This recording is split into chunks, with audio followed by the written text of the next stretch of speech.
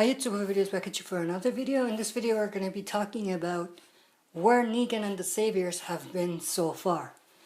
So the first interaction the survivors had with the Saviors was when Wade and some other Saviors were sent to capture Dwight and Sherry. And then shortly after, when Bud, who was the leader of the Saviors on bikes, stopped Daryl, Sasha, and Abraham and demanded that they give them their stuff.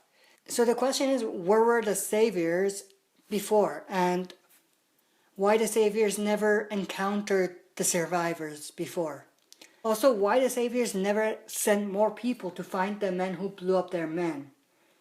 I think the main reason for that is because the Saviors were busy with other things and Alexandria was off their radar. When Dwight and Sherry ran away, they were beyond the boundaries that the Saviors would usually go to. At the time, Negan and Saviors were preoccupied with organizing and sending teams looking for and capturing Dwight. Negan also may have sent more people, I think, to scout the area since they were expanding their search to areas they didn't go to before, so Negan probably sent more men to scout the area as well. Some of the Saviors may have been busy with another group they may have encountered as well. Because if you remember, some of the wolves ran away from Alexandria and they were never referred to again. So given that Alexandria was not far away from where the Saviors were, it's not a stretch to assume that there was probably some wolves that ran into the Saviors and they were probably stopped on the road as well. But if the Saviors just wanted to kill the wolves, it would be easy for them because the wolves were only using knives and the Saviors were using automatic weapons. But the Saviors didn't want to just kill them. They wanted to take their stuff and follow them to their community.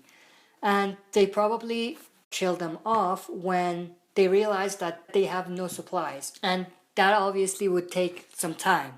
And then after, the Saviors were probably busy with the aftermath of Dwight's capture and punishing him, which explains why they didn't initially go after the survivors.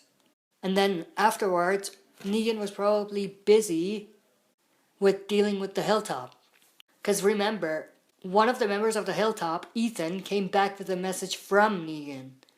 And that probably took some time as well for Negan and the Saviors to set that whole thing up. So that's one part of it. Then the other part of it is that they were dealing with the library community as well. If you remember from the finale of Season 6, the library community fought back, and Negan and the Saviors were trying to keep them in check.